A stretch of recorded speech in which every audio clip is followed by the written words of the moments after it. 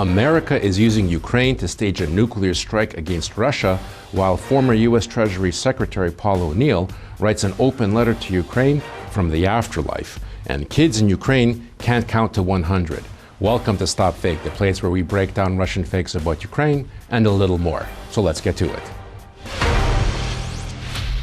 Back in September, Russian media reacted to the recent presence of U.S. military aircraft in Ukrainian airspace by claiming that the flights were practice runs for an air attack in which Ukraine would serve as a bridgehead for an American nuclear strike against Russia.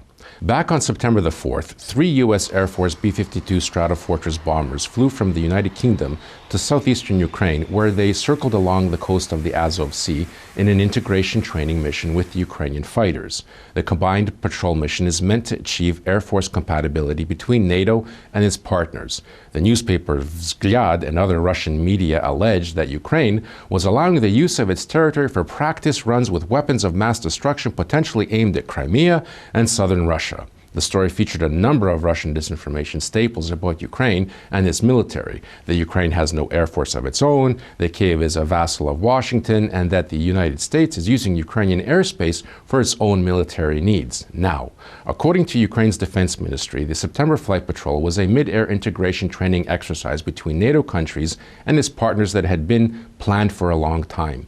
The bombers flew from Fairford in the United Kingdom over Europe, where they were accompanied by aircraft from other NATO countries. The planes were then accompanied by Ukrainian fighter jets in the flight over the Azov Sea and the coastline. In a statement, the U.S. European Command said, quote, "The mission demonstrated how forward-located aircraft and crews, such as those in the B-52 units, enable collective defense capabilities and provide the United States, NATO allies, and partners strategic and operational breadth to deter Russia and assure allies and partners." On September the 14th, 3 U.S. B-52s conducted another multi-domain flight over the Black Sea, integrating with Ukrainian and Romanian fighter aircraft.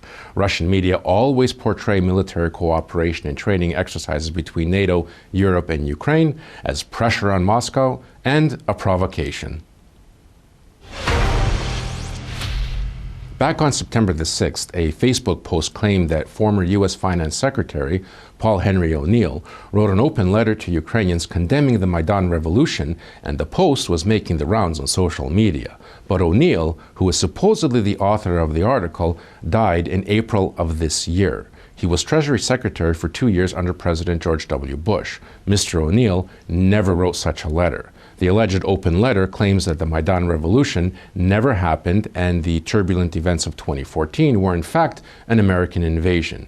A brief excerpt from the alleged letter wrote, quote, "Your Maidan never happened, dear Ukrainians. Under the guise of the Maidan, the United States invaded Ukraine. What you call Maidan was a blatant American invasion carried out by non-governmental organizations, intelligence services, U.S. mercenaries, and EU representatives."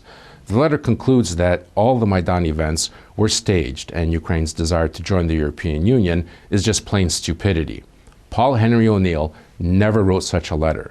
The original text was written by a Henry Paul and was published back in 2015 on the German site Contra Magazin, a well-known platform for fake news. The letter is no longer on the site, but the page can still be accessed in the web archive.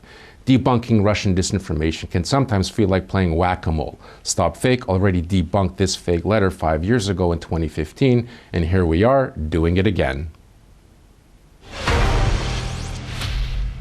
Recently, an article in the Russian online newspaper Komsomolskaya Pravda claimed that Ukrainian first graders can't count beyond 100, and Ukrainian schools are incapable of teaching students anything apart from a patriotic education. The article is an interview with Russian political analyst Rostislav Ishchenko, who complains about the growing presence of the Ukrainian language in Ukraine's education system and claims that the lack of Russian in Ukrainian schools will bring down the overall level of education in the country.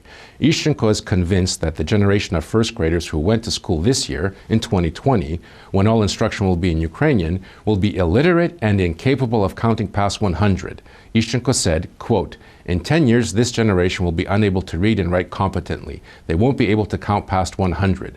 Children are leaving Ukrainian schools functionally illiterate, and this did not start yesterday. The result of this current education is that people don't know how to write, neither in Ukrainian nor in Russian." Ishchenko is a frequent commentator on pro-Kremlin media. Born in Kiev, he had worked in various government positions, always towing a pronounced pro-Russian line. In 2014, the year of the Maidan revolution, Ishchenko moved to Russia. Now, Ukraine has a government-approved primary education standard which defines the requirement for mandatory learning competencies, including mathematics.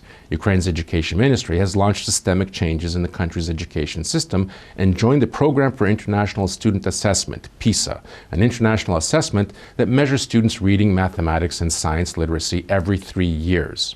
PISA assessments were first held in Ukraine in 2018. The assessment showed that Ukrainian students were on par with such countries as France, Switzerland, Austria, and Russia.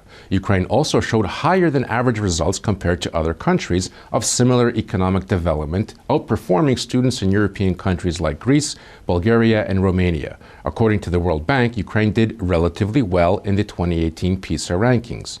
Using a different test, the 2020 Ukrainian Standardized College Board tests, shows that more students passed the test than in 2019, particularly in mathematics. 87.3% of students tested in 2020 passed the test compared to last year's 81.5%.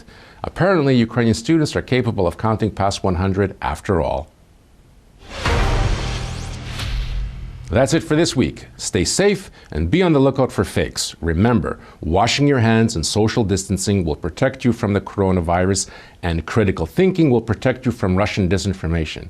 And if you spot any disinformation about Ukraine, forward it to us for a truth autopsy. I'm Marko Suprun, and this is StopFake. Thanks for watching.